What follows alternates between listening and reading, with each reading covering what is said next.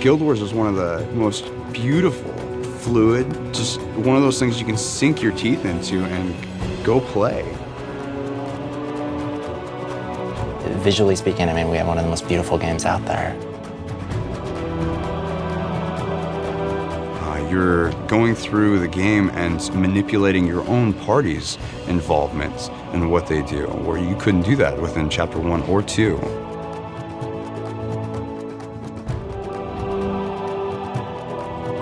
You have PvP that is just on an epic scale. It's better than anything out there, in my opinion.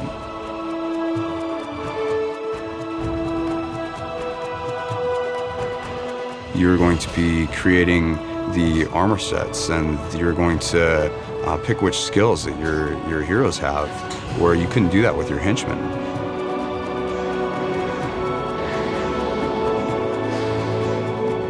Where Guild Wars really gets the most interesting and the most strategic is when you're not only thinking about your character, you're thinking about your entire party.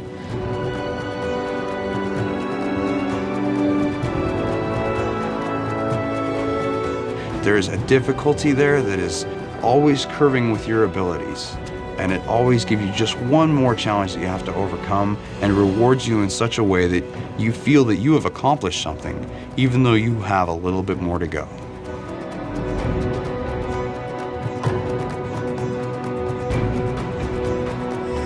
There's some really difficult fights. There's a storyline that's just so in-depth and fun that you're exploring this whole story. It's like reading a book that you are writing yourself and don't even know what is going to happen.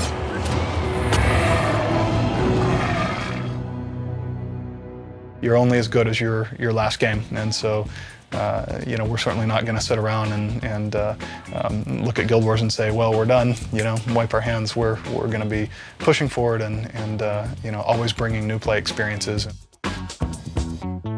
Guild Wars, which launched in April 2005 by ArenaNet, quickly gained respect as one of the best RPGs ever. With the critically acclaimed release of Factions, the second campaign, Guild Wars solidified its place among the industry's elite. With the first 2 installments selling millions of copies to date, ArenaNet hopes to build on this success with the franchise's 3rd installment, Nightfall. Gameplay HD has been granted access to ArenaNet's offices in Bellevue, Washington, for an all-encompassing look at the making of Nightfall.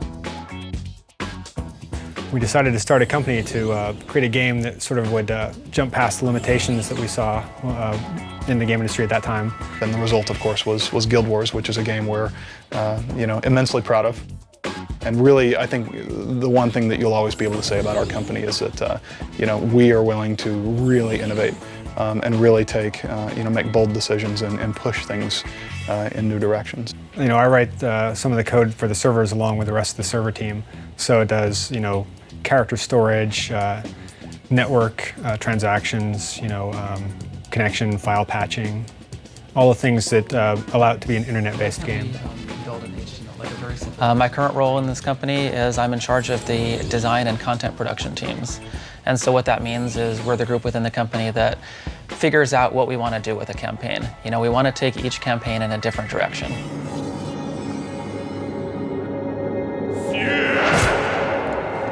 Coming off the success of Guild Wars Factions, the creators at ArenaNet looked to build an even more compelling story and game.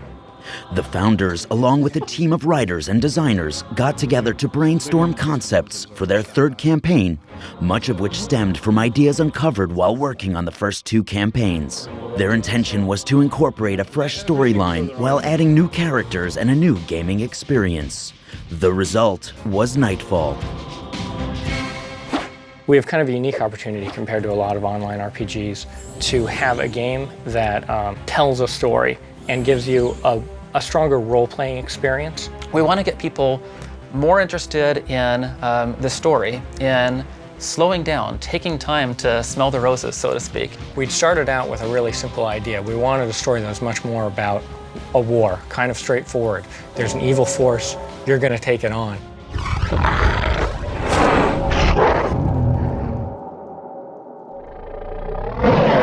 We we tell the story through a series of missions in which the heroes discover a great evil within the land of Alona and fight it.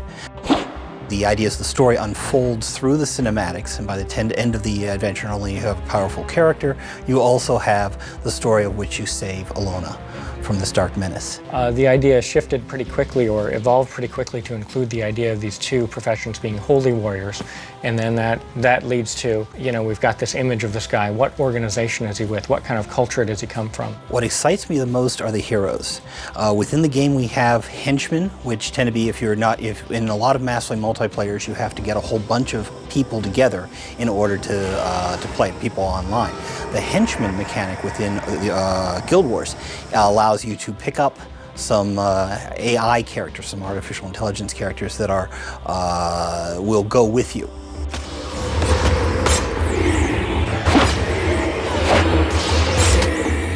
Those two forces coming together, the customizable henchmen and the let's get smaller numbers of people together so that people can take the time to enjoy the story. Those two came together, and that was what caused us to go build Nightfall. In Nightfall, which is set in the land of Alona, the land of the Golden Sun, you are a Sun Spear, which is like a Jedi Knight or a Texas Ranger. You've done something to awake the ire of this neighboring territory. And the chief, the person who rules this nation, or kind of runs this, is responsible for this nation, is Varish Asa. You're one of a group of heroes whose job it is to protect the land from danger, from marauders, from invaders, from corsairs, and from much more darker menaces. The storytelling on a minute-by-minute basis is about you and your party of heroes and who you're dealing with and what's happening right there at that moment. Now a darker menace is showing up on the horizon. There have been omens and auguries and strange eruptions, and strange creatures are walking the land, and an ancient forgotten god whose name has been struck from the monuments and forgotten is making his comeback. It's a very personal story in which you really have the opportunity to be the hero, to direct the events that are unfolding. So we really wanted to make it a personal and emotional storytelling experience this time around. The process of making Nightfall involves many steps, from concept to completion. Though the heart of any campaign is the story and design, ArenaNet draws on the talent of over 100 employees, all of whom work in conjunction with one another. We are in the center of ArenaNet here in Bellevue, Washington. What you see around us is some of the art of the game. We're near where the artists and the QA and the programmers and the developers create Guild Wars.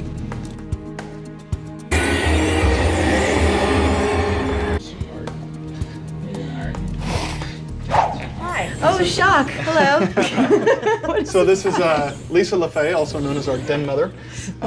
Lisa keeps the trains running and the meals coming and the lights on and everybody happy and healthy and warm and fed and all those good things that a den mother should do. Fueled up. Yeah, she's our office manager, and I think when she started we had, what, 40 people? And 40 people. Now we've got 140 people, so she's very, very, very busy these days, but probably the most popular person in the office because she brings us lunch at noon every day. Yeah, lunch and handing out payroll every 2 weeks. I'm a very popular person. Yeah, you get to do all the fun stuff. So we're here in one of the two design teams for Nightfall.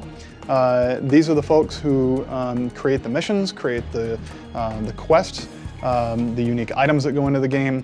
Everything that makes Nightfall Nightfall goes on in here. Our team is responsible primarily for all the things that you think of in the game that sort of make it a real game. For instance, we do the things like we implement skills, we implement quests, mission logic, user interface, things like that. We also work a lot on some of the core features of the game, like alliances and heroes and all the stuff that sort of make it a fun game to play. We're really trying to make an opportunity to give players choices that they want to make with their characters. We're trying to come up with storylines where they branch in a number of locations and they can really pick which way they want to go. And we're hoping that it'll allow people to get a little more immersed in who their characters are, get a story, a little bit of role play behind like what what makes their character tick. We want to let them be bad guys every now and then, things like that. So that's something we haven't really done so much in the past, but we're really trying to put a focus on this time. This is the Guild Wars core design team. And so this is where the core mechanics for the game are designed, including combat, monsters, items, things that are not only present in a specific campaign, but are more designed for the entire Guild Wars franchise as well. The first thing you do with the game is try to discover the fun and stuff. You're not necessarily trying to make it balanced or trying to make it fit exactly what your preconceived notion is. You try to find out what about this thing is fun. And so then as those things evolve, sometimes it changes the story. We find good mechanics, we find playable experiences, and then we basically see what kind of story goes well with those. Like the art, like the music, like the sounds. It is all geared toward making the player experience the best it can possibly be.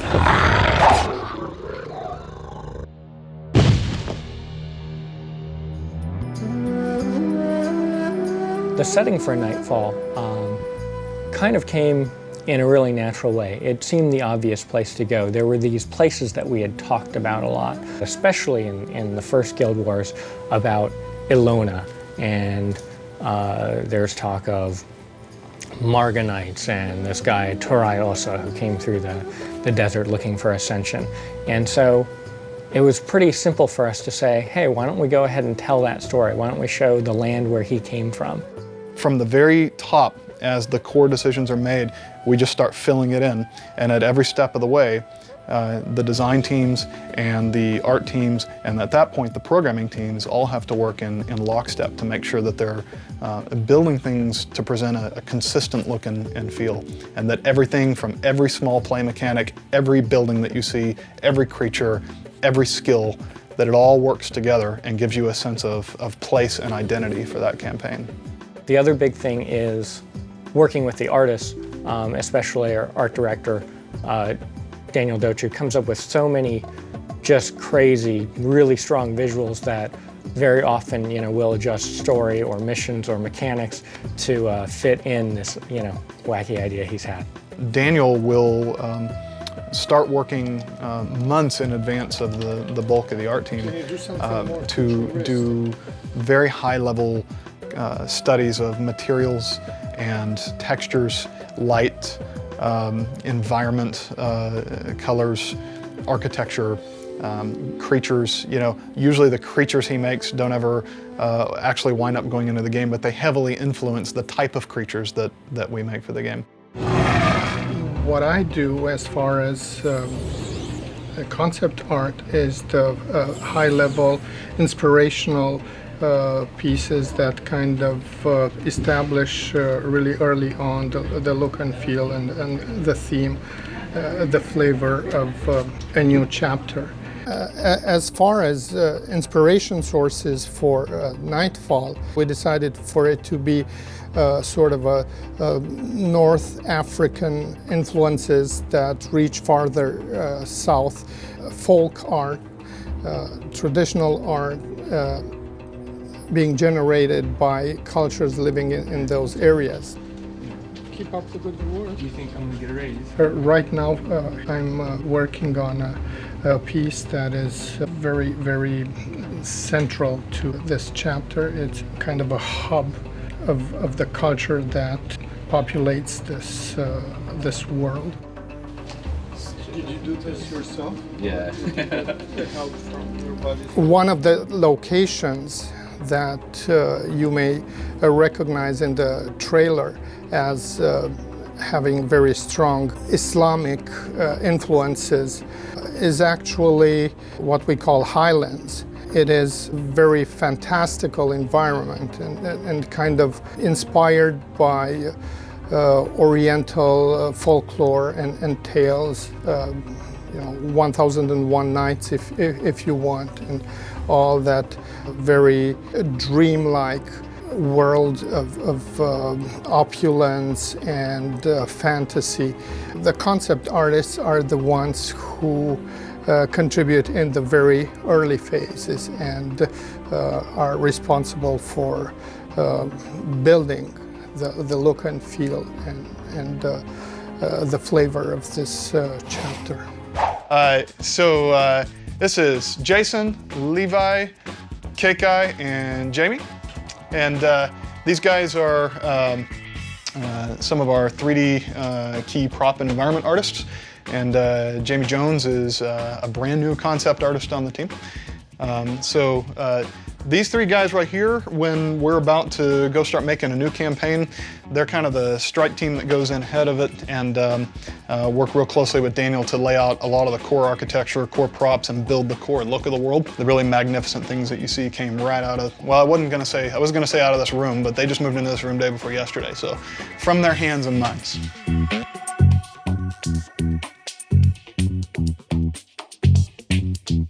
Lead designer is an interesting position because we have about 100 different people on the team, and more than anything, it's my job to make sure that everything we're doing is coordinated and working toward a single goal.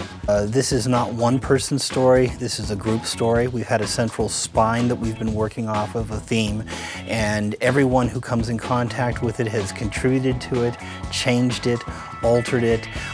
We've reversed decisions, we've changed endings. That's kind of our job to take the story that Jeff and the other designers come up with and breathe life into the characters. This is very different than writing a novel or a traditional hobby role-playing game in the fact that it's such a group effort.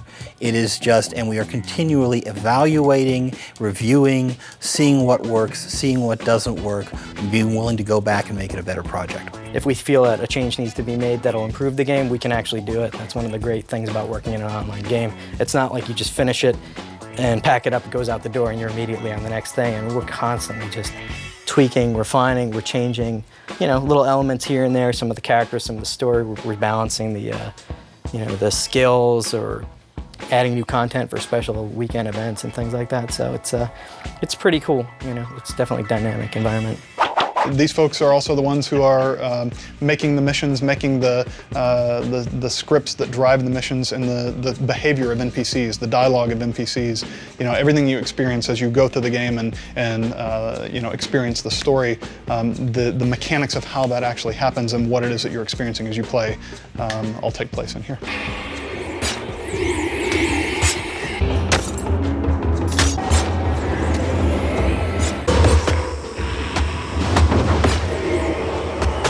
One of the big things we're always doing is looking at what we think the weaknesses are with the game and try to figure out the best ways we can improve it. What we've done a lot of, and we're very close to, I said, to our original plot, is that we said, what would happen if we did this? We had a major character, was going to be a bad guy to the end. We said, well, what happens if we made him a good guy? What happens if we brought him in? What happens if we went to the light side of the Force? And we played with it, and we changed it, and we altered it, and we saw how characters interact. What are the new professions? How do they behave? What new, fresh mechanics do they introduce into the game? And what do they look like? And so that's an early conversation that between the design team and the art team. And then of course there's, now that you know what these characters look like, what kind of world do they live in? Hi, my name is Kristen Perry, and I'm one of the artists here over in the character art department.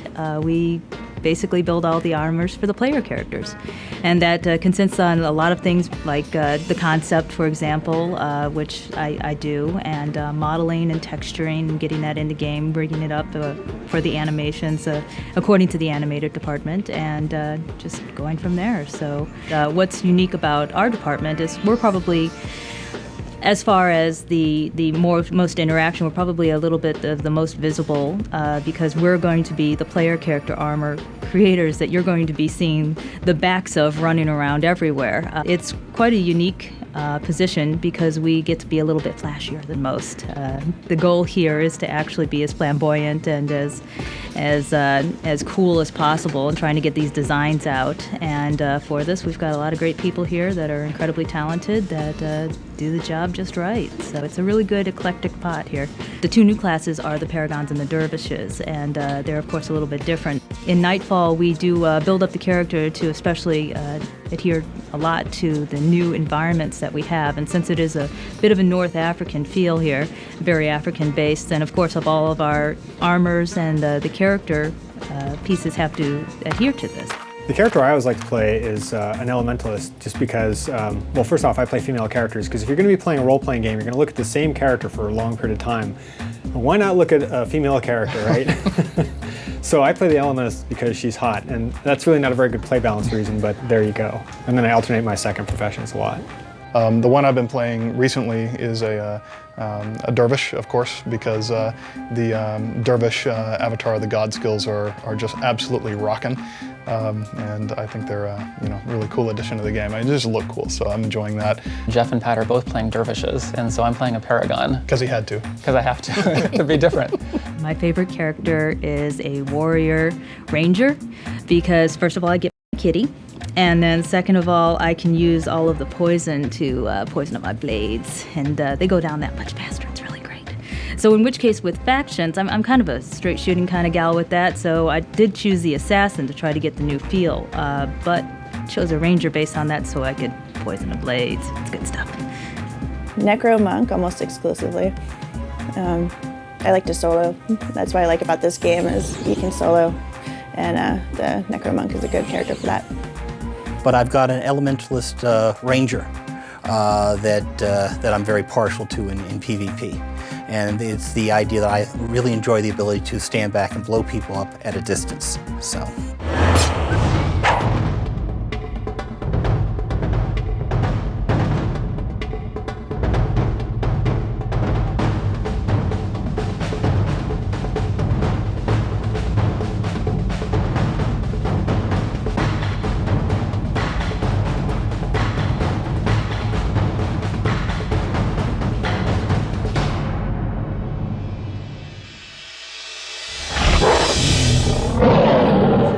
Creature art room. We design from concept to model to finished textured piece of work here.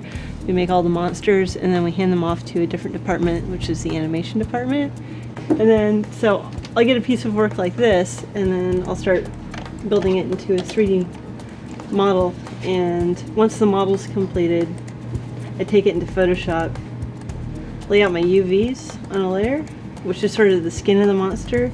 And this is what the monster looks like completely unwrapped. And then when we go into the viewer, it shows it with the completed monster with the animations all on it. I don't design the base part of what the monster looks like. I'll get a concept like this, but then once I have the concept, you can see that the textures are all very, very flat. And so I actually have a lot of room to sort of make up what the skin of the monster is and maybe sort of realign things that don't quite work once we take it to model form. So I'll look through reference libraries of, well, this guy's kind of a rock, plant, dragon thing. So I'll look at lizards and rocks and plants and then kind of mishmash them together. I might use some photos on there and then paint over it to sort of blend it all together to make the monster. This is a monster from Campaign 3. And this is probably my favorite one. Matt designed this guy. He's this beetle character, and he rolls along the ground, and he's got these great big scythes, so he's just sort of like itchy and kind of dangerous, but still kind of cute at the same time. He just rolls around, and it's just awesome. There we go. So he's very, very different. I mean, his shape's really different from a lot of the creatures we have, but on top of that, he moves completely differently. He rolls along, and visually, I think that makes it more interesting for the player because they're not just encountering different monsters, but they're encountering different movements and different spells and a lot of different stuff that the creatures do. So he's probably just my favorite because he looks dangerous, but it's still super cute. We are in Propland now. This is where we do the nuts and bolts of the game as far as visuals go. We build the walls, the castles, gates, fences, bridges, what have you. We also do the special effects, the spell effects in here. And any cool destruction like big, huge things falling out of the sky and blowing up a innocent little farmhouse, that's our specialty in here as well.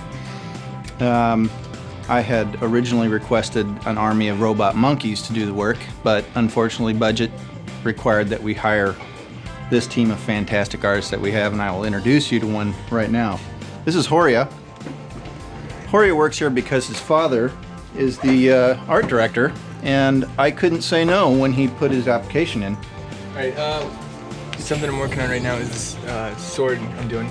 So a lot of stuff will start with just like a quick pencil sketch, and then I'll start painting a texture, which is the flat skin that is going to be mapped on the model later. And then we specify an alpha channel, and we figure out what the materials are in here, metal, whatever. And then we bring it all into 3D, and then do stuff like make it shiny. Can you see that? Yeah. So it's I don't know, it's pretty straightforward. Nothing, I don't know. I mean, when you've been doing it this long, it's easy. It's easy, really. No, that's all I got.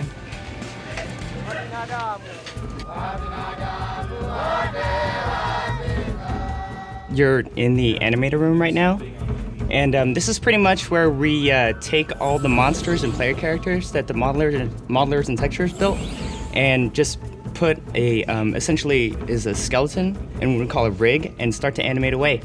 So I guess the process is I'll go in and decide what I want to do, and I'll look up reference footage for some ideas of the kind of motion I want to capture and the kind of the feel for the dance. I'll study this reference footage, and I won't follow it exactly, but I'll try to get the feel of what I want to accomplish. And since Nightfall is largely based in Africa, I wanted to kind of get sort of an African tribal dance team feel. So these are just the poses that I put in, minus all the movement in between, and try to get the poses as solid as I could, with strong line of action and really energetic kind of movements. It's one of my favorite animations to do because you can kind of go through and do kind of whatever you want. You don't have any real time constraints, and you can just go crazy with it. And the players seem to dig it. So it's just some fun stuff to do when they're not fighting. This is the network programming room. So these guys are the ones who build out all of the global network infrastructure, keep it up and running, keep all the servers running, and build all the core network features. For example, hey guys, turn around and say hi and let us take a look. This is Stephen, Brandon, Kevin, Dennis, and Lewis over here.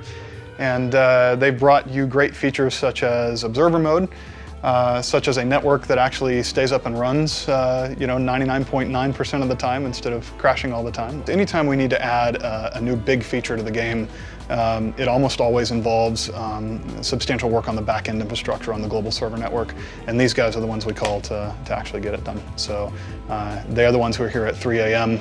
And getting called at 4 a.m. When things are going wrong in some country around the world somewhere. So we certainly appreciate their hard work. So great, thanks guys.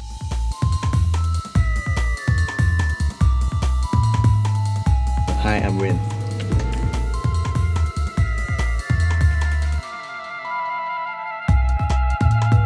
And this is part of the environment artist room. This is Josh. He's working on a concept. Hi, right I'm here. Josh. Yes, this is a concept we get from Daniel, the art director, and we're just blocking in the basic areas.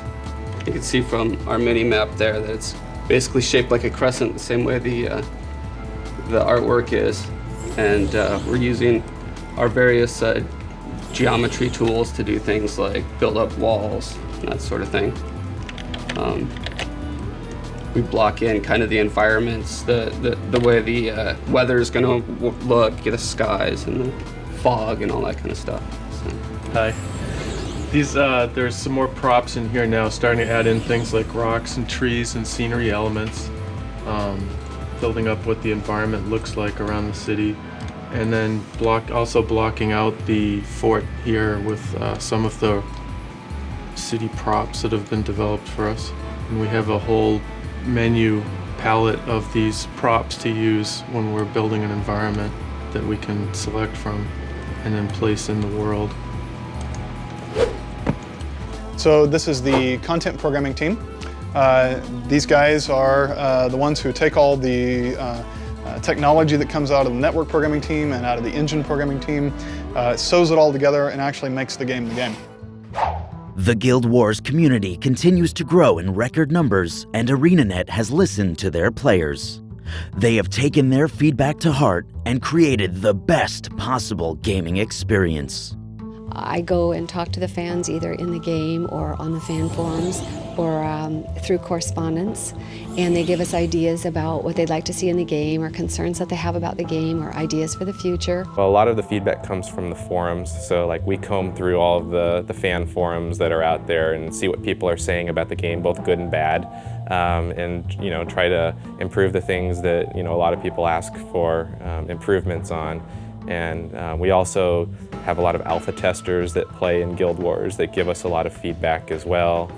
We read the press, and we pretty much follow everything that's out there about Guild Wars to try to keep us in tune with what people want. We have about 1,000 external alpha testers, and they're constantly playing the game. Every time we put up a new build, we're getting feedback, and so they'll tell us what their sort of experiences are and the things that they're excited about, and in some sense they're also aggregating the feedback from the even larger pool of users out there, because they're going on and reading bulletin boards and summarizing feedback. So it's this sort of whole pyramid of feedback that's coming to the design team to enable them to sort of pick the directions for the next campaign. The great thing with releasing a new title like Nightfall is that we have more opportunities to involve the community in fun events, in-game events as well as community-related events. We have traditionally offered a design a weapon contest, and with each new world they have a whole new element of art that they can incorporate into the game. We have monster naming contests. We have contests that involve different elements of it. Right now, we're working on the Guild Emblem contest, and so players are being invited. They've had a look at Nightfall, and they've had a chance to see the world, and so they're designing elements that they would like their guild to sport on their guild cape in the future. We've become known for things that matter a lot to community, such as our holiday events.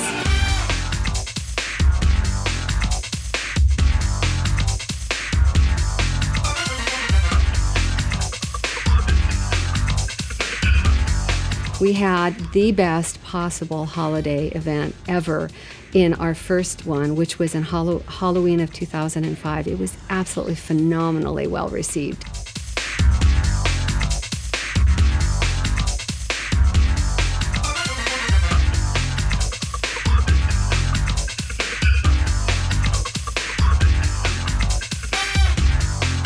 What I look forward to, one of the most important things, is the holiday events and the way that we celebrate coming together as a community.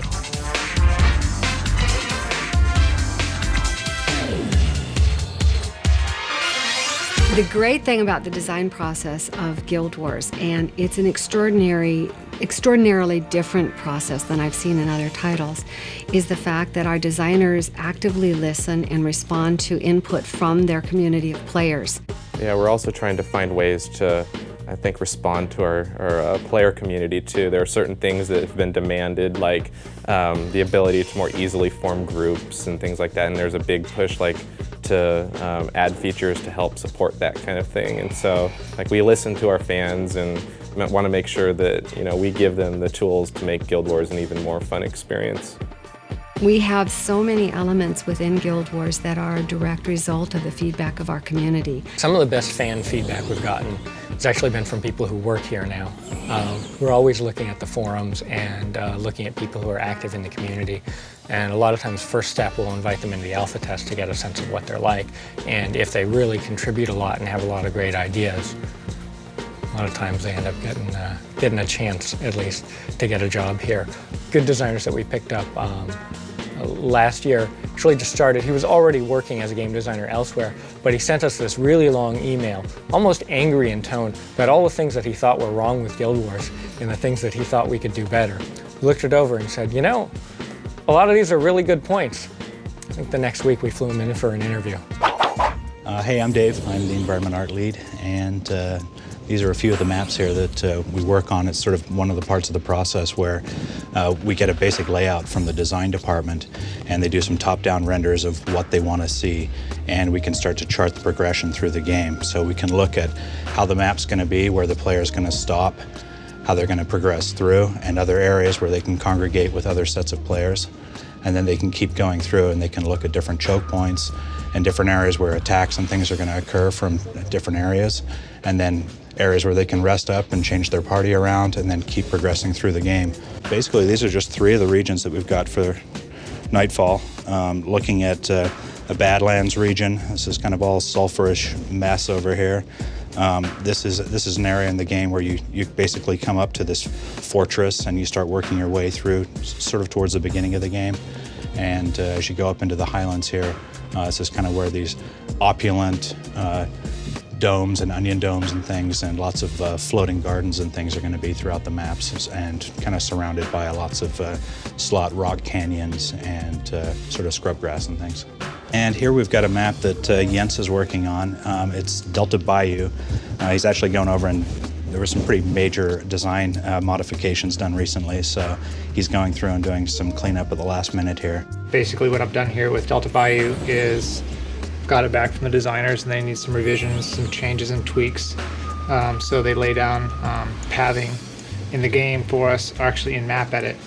And they designate, hey, we need a ship moved here, we need a tree here, we need a lighthouse here, we need to emphasize some lighting here for the player. Missions change throughout the course of the development of the game, so we need to make tweaks as necessary. And what happens here is that we have game testers that test the game, find bugs for us, and then we get different notes on what to fix, parse it in map edit that we use, and then I click on these notations here. They send you right to the bug. And then you see what's going on, if it's pathing or the prop needs to be replaced. And then obviously a tree here needs to be lowered down. So I just put that in, everything works. Here we've got Tirza. Tirza's working on one of the beginning maps, Delta Springs. It's one of the first few maps in the game that you're going to start as a new player. I'm working on currently the pathing to make sure that the character is able to traverse through the map without getting hung up on things or just depleting the playability of the game. So basically this red strip here, I have to make it as smooth as possible so that the characters will not get stuck up on them and the player will be able to smoothly go through the map.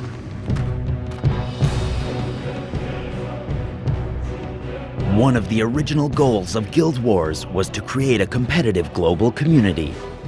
The success of the Guild Wars World Championship and Factions Championship has paved the way for more exciting and competitive competition for Nightfall and the Guild Wars franchise. We certainly are planning a big championship for Nightfall, just like we've done for Factions and our first product launch. We also have a new type of PvP that we will be introducing probably shortly after the launch of Nightfall, with all new tournament support and new opportunities for people to win prizes and earn glory. It's very difficult to get 8 people together for our high-level competitive play, and we don't want just a very niche group of people really into competitive play. We want everyone into competitive play. What's exciting about ArenaNet is that we're using a lot of the same sort of competitive play models that have been developed for other games and sports, but for online, which means it can run 24 hours a day and you get to meet and mingle and play with people from all around the world.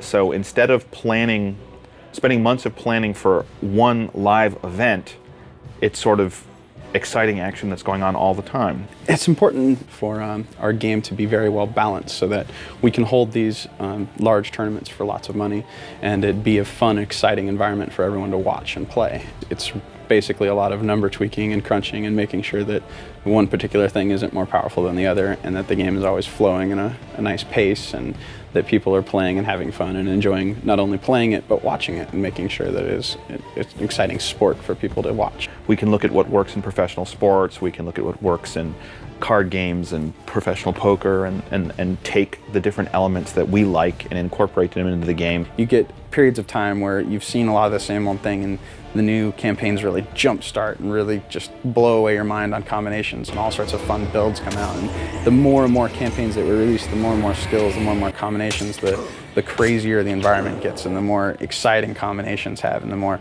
fun it is to see these two different guys matched up with these crazy different styles and see who's going to actually win, whose strategy, whose play, whose build, whose everything is going to decide who wins.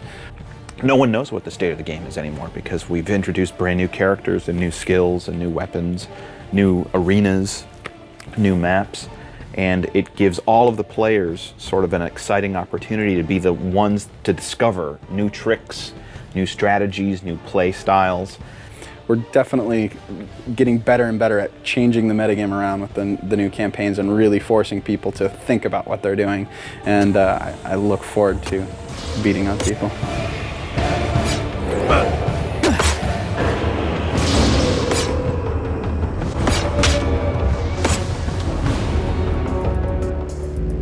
This is the engine programming team, and these are the programmers who write all of the technology that actually sits on your PC. So core graphics engine, animation pipeline, also the tool sets that the development team uses to actually produce the content. So the world editor, map editor, and world building tools are done in here. The cinematics tools are done in here. So this is a really interesting room. Let's walk through and talk to a couple of folks. So this is Jim Scott, our engine technology programming lead, and Umesh. Umesh joined us, what, 2 weeks ago? 2 weeks ago, so Umesh is still learning all the ropes. What's new in Nightfall, Jim? What's different than previous Guild Wars campaigns? Well, in Nightfall, to help give it a different look, we've created a new lighting model where we support per pixel lighting.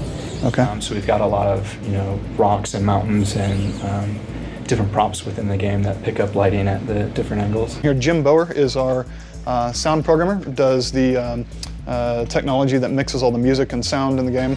And also, since Jim came on board, he's really been pushing us in new directions for interactive music and sound as well. So Jim, what are some of the new tricks in Nightfall? Well, I think probably the first thing people are going to notice is the combat music system. Anytime the character engages in combat, you're going to hear the music switch over to very dynamic, very interesting new music. That'll be a lot more intense. We basically move bones around in the face based on the amplitude of sounds, and we support dynamic expressions through manipulating facial features using our cinematics scripting technology. So does that mean that as a player speaks, that their mouth will actually move in syncopation with speech, regardless of the language? Regardless of the language, that's correct. Very cool. That's going to make a huge difference. I manage a team that gives coverage for quality assurance on the title. We go through the game day to day, looking at quests and missions to make sure everything is secure, that it's stable, and it's fun for players when it goes live. So here is the QA team, hard at work, testing out one of the latest maps, Marga Coast. Taking a look at the quests involved in the map, as well as making sure that the map looks presentable to the general public. Well, I think the QA is in a unique role within software development because we have the ability to communicate with all of the teams. Here we have Ryan Scott with the team testing out one of the latest maps, going through testing out the fire skills on the Elementalist. Yeah, right now I'm trying to see if I can get these things grouped up in some exploitive way for AoE damage, see if we can make it way easier than it was intended to be. Right now it doesn't seem to be an issue. They're splitting up properly and everything. We're like the editors for the writers, and on a massive scale for art, programming, and design. The greatest thing about working at ArenaNet by far is the people that I work with on a day-to-day basis. Not only are they extremely talented people, but they're extremely funny, they're extremely friendly, they're by far one of the greatest groups of people I've ever come in contact with.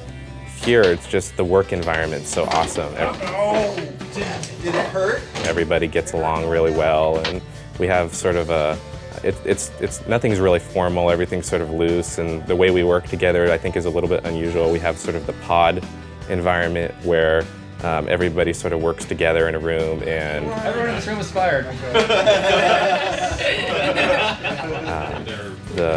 it sort of cuts down on like all the meetings that you might otherwise have to have. We're working pretty much face-to-face on a day-to-day basis to develop the game. I think it helps us be a lot more productive and also to get a lot of cool ideas into the game that might not have otherwise gotten in there.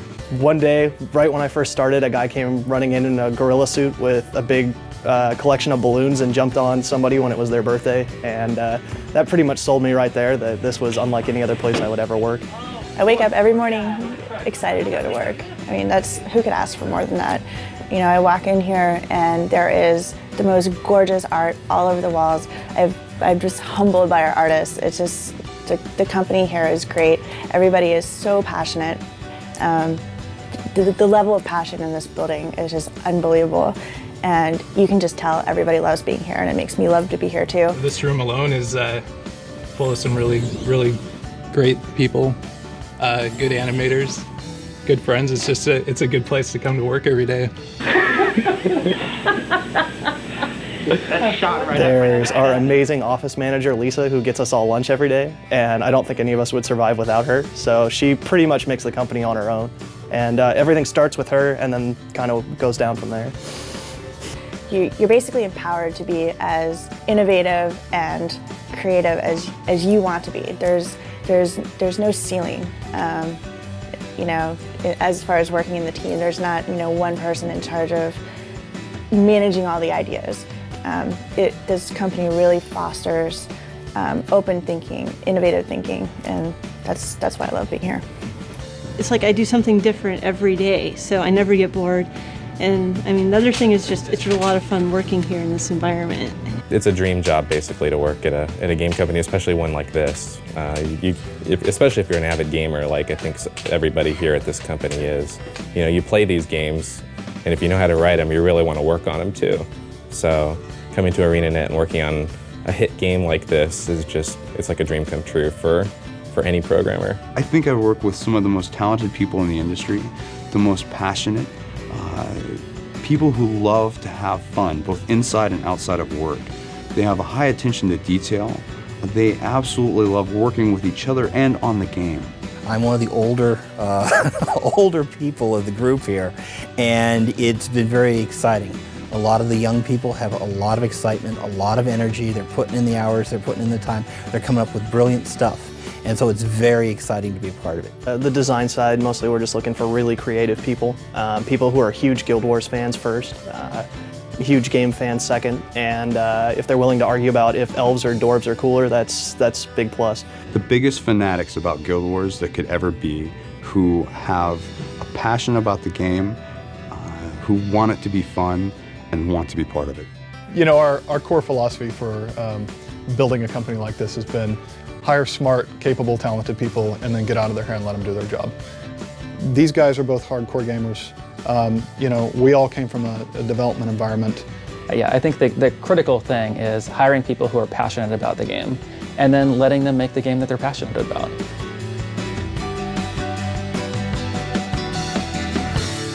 The Guild Wars franchise is thriving, and many in the industry consider it to be one of the most forward-thinking MMOs on the market. This also brings huge expectations, something everyone at ArenaNet is fully aware of.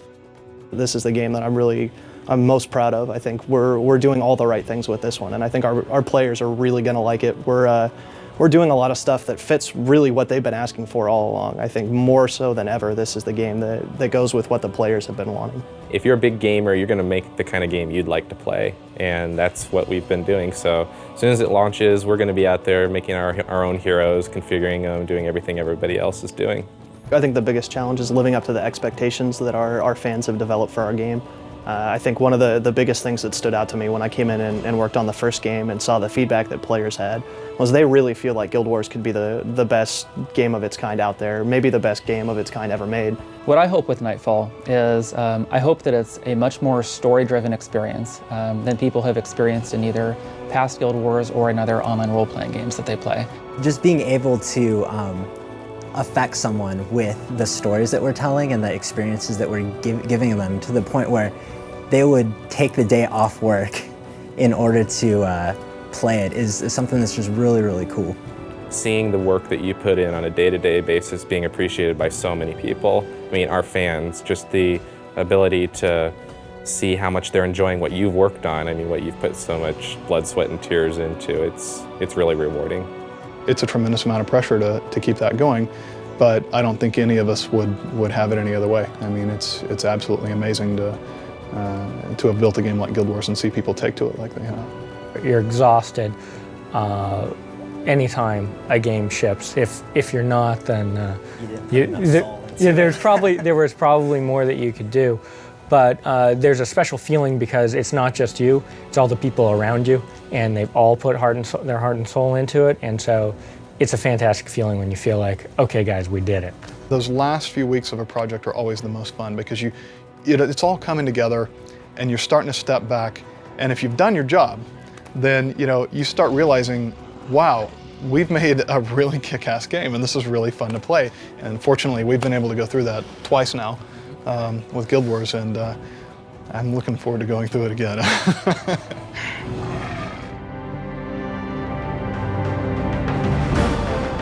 I feel like Guild Wars really has a storyline that's going somewhere.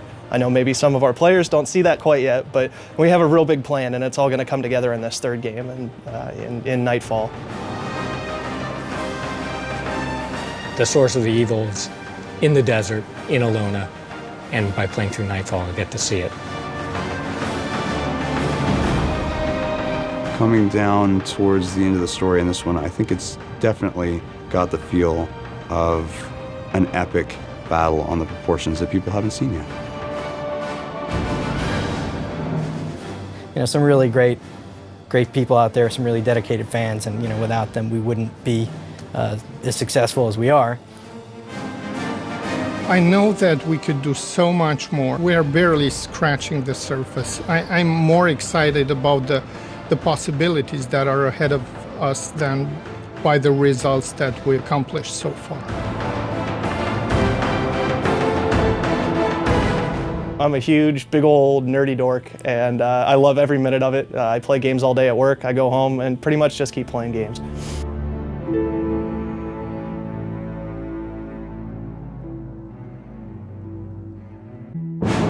One of our heroes is dating another one of our heroes and her sister.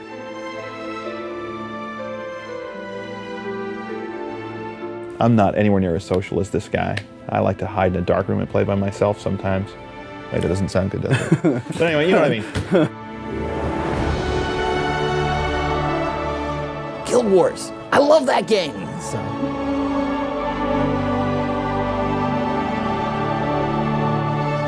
And Jeff is. Can we start? Yeah.